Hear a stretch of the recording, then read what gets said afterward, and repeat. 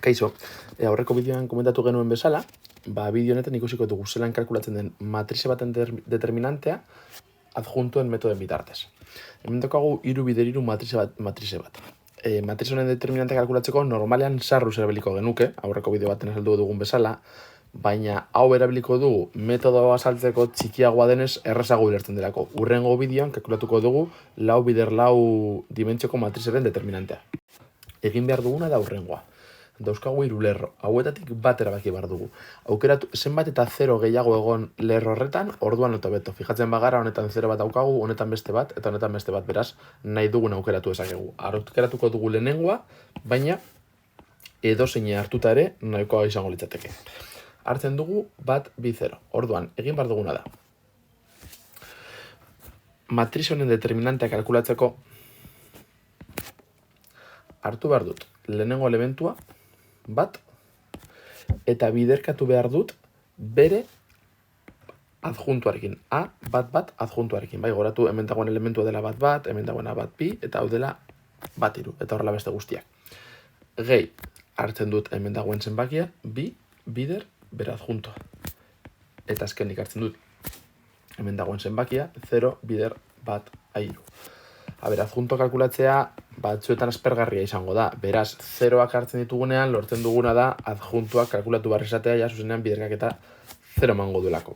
Orduan, metodo honen bitartez hartzen dugu lerro bateko elementuak, eta elementu bakoitza biderkatu behar dugu elementu horren adjuntuarekin.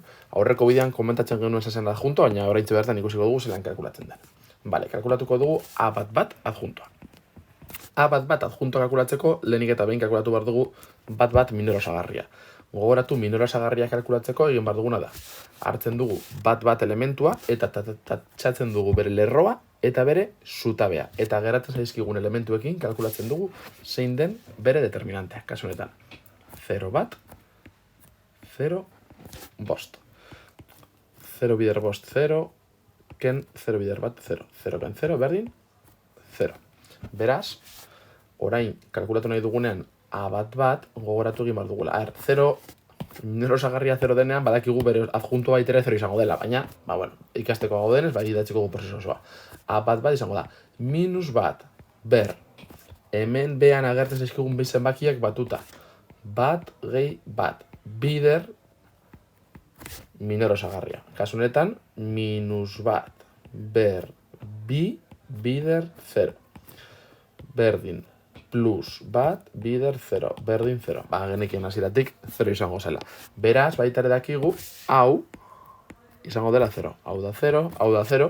Beraz, geratuko zaiguna da, bakarrik hau. Kalkulatuko dugu adjuntu hau, horretarako kalkulatuko dugu bere minor osagarria, eta gero birekin biderkatu.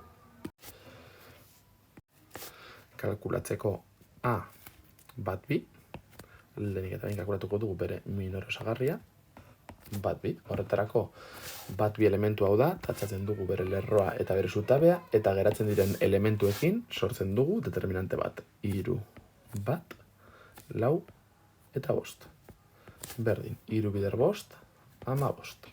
Ken, bat bider 4, 4. Honek ematen du, 15 ken 4. 11 beraz, hau 11 balio du, geratzen zaigu berdin, barkatu. Hau da minor osagarria, orain kalkulatu behar dugu bere adjuntua. Kasu honetan da.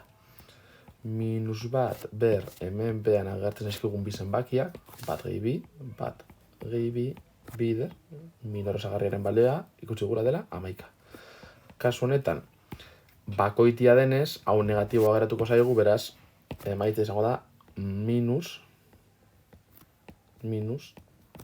Barain bai, hemen hartzen dugu bi bider, eta hau da minus 11, minus 11 berdin minus 22. Eta hori da gure matrizearen determinantea. Eta kalkulatu dugu adjuntuak erabiltzen.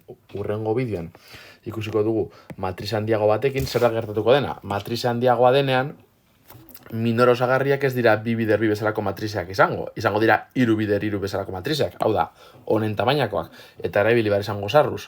Orduan, lana asko zailtzen da, eta 0ak bilatzea oso garrantzitsua izango da.